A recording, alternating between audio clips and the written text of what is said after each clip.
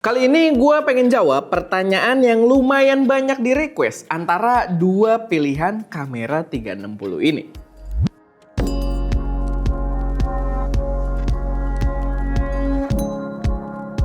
Halo semuanya, selamat datang di channel SM Media dengan gue Erwin, dan pada video kali ini gue pengen bahas kira-kira mana sih yang lebih worth it buat kalian pertimbangkan antara dua kamera 360 yang merajai pasar kali ini. Dan sebenarnya kemarin baru launching juga ya, ada GoPro Max 2, cuman kita belum pegang dan kita juga tidak tertarik. Sebenarnya GoPro udah mulai sangat kehilangan momentumnya. Tapi ya sekarang kita bahas aja yang lumayan banyak kalian minta, yaitu adalah antara Insta360 X5 dan juga DJI Osmo 360. Tapi sebelum kita masuk ke pembahasannya, video ini disponsori oleh kelas online-nya Faim Ahmad dengan nama Satset Shoot. Jadi buat teman-teman yang pengen belajar videografi, terutama video model gitu ya, kalian bisa join kelasnya Faim karena materinya benar-benar gokil dengan gambar yang production value-nya bagus, dan kalian juga dapat grup eksklusif khusus untuk para membernya, dimana masih aktif sampai sekarang buat diskusi seputar dunia produksi. Jadi kalau kalian udah kepo, langsung aja main ke satsetshoot.com dan jangan lupa pakai kode voucher yang gue taruh di bawah sini. Silahkan kalian ketik sendiri gitu ya buat dapet diskon tambahan lagi. Oke, balik lagi ke pembahasan kameranya. Gue akan bagi pembahasannya ke dalam beberapa poin biar nggak terlalu melalang buana gitu ya pembahasannya. Dimana yang pertama pengen gue bahas adalah soal image quality-nya dari kedua kamera ini. Sebenarnya kalau kita ngomongin image quality, dua-duanya bagus, dua-duanya worth to try, dan menurut gue kalian akan puas mengambil kamera yang manapun. Cuman memang ada beberapa note aja yang perlu kalian pertimbangkan. Gue sebenarnya lumayan excited buat cobain si DJI karena DJI itu bawa sensor yang setara dengan One Inch sensor gitu ya. Cuman kan karena kalau Insta360 itu bukan Insta360, kamera 360 itu sensornya harusnya kotak gitu ya. Jadi One Inch sensor tuh bakal kebuang bagian sampingnya sehingga dia dipotong sampingnya hingga bentuknya itu atau secara ukuran dia 1/1.1 inch kalau nggak salah. Tapi ya ekuivalensi dengan kalau menggunakan sensor One Inch, dan gue sebenarnya berharap punya perbedaan yang signifikan dari segi detail gambar dan lain sebagainya. Tapi ternyata nggak sesignifikan itu sih gitu. Jadi ya sebenarnya dua-duanya masih memberikan kualitas gambar yang cukup oke. Bukan cukup oke sih, paling oke juga di kelasnya gitu. Jadi keduanya tidak akan salah.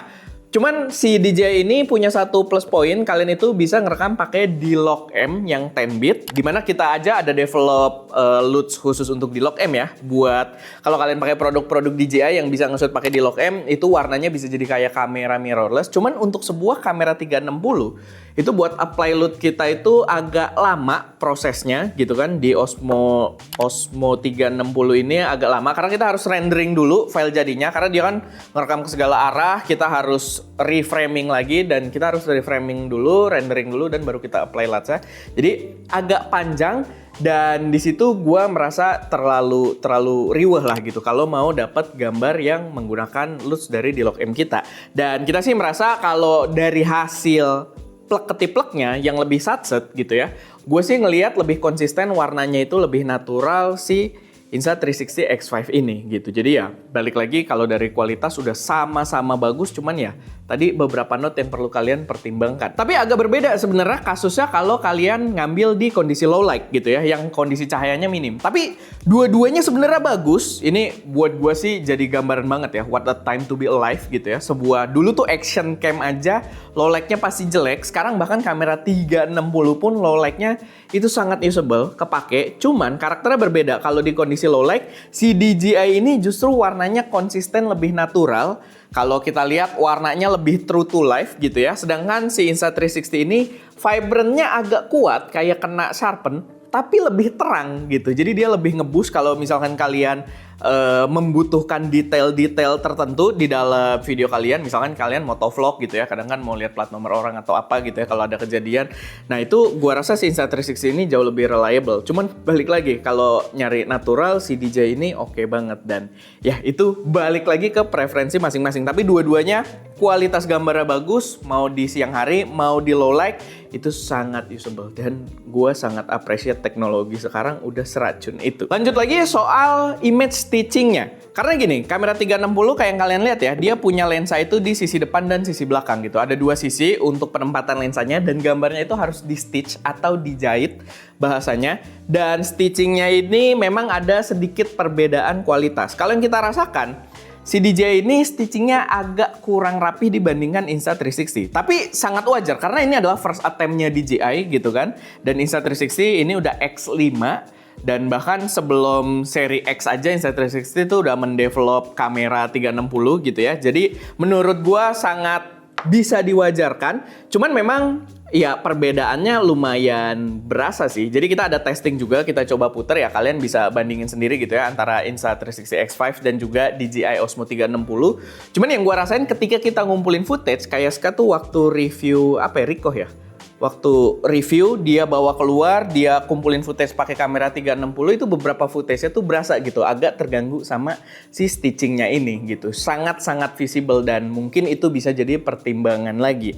Tapi ya buat gua ya dia masih sangat oke juga sih sebenarnya. Jadi ya balik lagi ke preferensi masing-masing juga. Lalu kita masuk ke bagian pengoperasian. Sebenarnya dua-duanya gampang, intuitif. Maksudnya intuitif itu kalian belum pernah pakai pun kalian bisa pelajari, lihat dari layar, oh ini fungsinya ini, oh ini fungsinya ini, itu gampang banget buat dipelajari. Itu much appreciated apalagi untuk sebuah brand China gitu ya. Biasanya brand China tuh kalau develop user experience tuh kurang menarik, tapi pengecualian untuk DJI dan juga Insta360 gampang banget buat dipelajari. Cuman kalau kita berbicara soal aplikasinya, memang Insta360 karena udah jauh lebih lama juga, dia lebih banyak feature, lebih banyak gimmick gitu ya. Walaupun gua nggak terlalu banyak yang gua pakai juga sih, tapi banyak fitur-fitur seru-seruan yang bisa kalian terapkan di aplikasinya. Cuman ya si DJI juga bukan berarti menghambat gitu ya. Jadi ya kalian masih oke, cuman fiturnya lebih banyak sih Insta360 aja. Kalau kita ngomongin layar, dia beda karakter ya. Karena layarnya si Insta360 ini vertikal dan si DJI ini horizontal atau landscape. Jadi ya balik lagi ke penggunaan kalian. Mungkin kalau kalian lebih banyak konten di sosial media, pastinya vertikal akan lebih enak buat kalian preview gitu ya. Tapi kalau kalian banyak bikin videonya landscape kayak long form untuk YouTube, mungkin untuk vlogging, ya si DJI ini dengan horizontal atau landscape-nya mungkin akan lebih appealing. Tapi sebenarnya ya dua-duanya bisa dipakai. Kayak kita pakai Insta360 juga sangat sering dari dulu, dari X3 gitu ya, dengan layar vertikal kita bikin video YouTube juga nggak ada masalah karena kita akan reframing lagi via softwarenya. Cuman ukurannya juga harus kalian perhatikan karena ukurannya tuh terasa bedanya lumayan ya. Walaupun bedanya tuh sebenarnya yang ini kalau nggak salah 2 inch, yang ini 2,5 inch. Bedanya cuma setengah inch tapi berasa banget gitu perbedaannya. Makanya gue lumayan kepo sama si Nikon ZR yang rata-rata kamera 3 inch, dia 4 inch sendiri itu pasti akan berasa banget walaupun bedanya cuma 1 inch. Karena di sini bedanya setengah inch saja tuh berasa banget gitu bedanya, dan ya jadinya jauh lebih enak untuk mengoperasikan yang ini kalau dari segi untuk kontrol-kontrolnya karena dia ya ukurannya lebih gede. Tapi gue akan kasih poin plus buat si DJI di bagian pengoperasian karena dia punya memori internal 105 GB. Yang itu membuatnya sangat memudahkan workflow kita, nggak akan ada ceritanya memori ketinggalan gitu kan, atau pas dilihat oh ternyata nggak ada memori atau memori fail atau semacamnya. Jadi ya menurut gua ya itu worth to mention juga dari segi pengoperasian soal memori internal. Menurut gua brand-brand kamera perlu untuk menerapkan ini di masa depan jadi tren yang perlu untuk dipopulerkan, di mana adanya opsi memori internal dan tetap bisa pakai micro SD. Ini tetap bisa kan sih? Ya cuma gue jadi harus reconfirm sama Ska karena kita nggak pakai gitu, karena kita ya udah dengan memori internalnya 105 GB udah sangat cukup. Sekarang kita masuk ke bagian durability atau ketahanan bantingnya, walaupun jangan dibanting juga ya. Tapi kedua kamera ini harusnya dari segi durability udah sangat bagus karena dua-duanya semi action cam juga. Kalian bisa bawa nyelam juga sebenarnya gitu ya, bawa hujan-hujanan, bawa agak kasar dikit itu harusnya masih bisa. Cuman kalau dari impression aja, build quality nih ternyata si Insta360 jauh lebih solid ya dibandingkan si DJI. Gue sebenarnya agak ini sih, ini gue pengen mungkin sampaikan juga beberapa produknya DJI mungkin karena ngejar harga ya. Sebenarnya kalau kita bilang fotogenik, kalau di foto, kalau di video dia tuh cakep banget gitu. Cuman kalau dipegang dia ternyata nggak sesolid itu. Itu juga gue rasakan di kemarin yang gue cobain tuh di DJI Osmo Nano gitu ya. Tampangnya cakep banget, desainnya cakep banget. Cuman build kualitasnya tuh kayak nggak begitu terasa solid gitu. Walaupun ya tetap action cam juga, tetap bisa kalian pakai agak kasar. Dan itu terjadi juga di sini. Kalau ngomong build quality lumayan jauh perbedaannya dengan si Insta360. Tapi ya balik lagi dua-duanya adalah semi-semi action cam. Udah bisa dibawa nyelam juga, walaupun ada perbedaan ya. Ini kalau nggak salah 10 meter, ini bisa 15 meter kalau tanpa water housingnya, tanpa housing case untuk nyelam gitu kan. Jadi ya kalian tetap bisa pakai buat gila-gilaan, buat seru-seruan. Cuman dari segi durability sebenarnya di lensanya ini lumayan signifikan menurut gua. Karena DJI ini kan ya pemain baru juga. Si Insta360 itu dia bisa ganti lensa, which is sangat-sangat memberikan peace of mind ketika kita pakai gitu ya.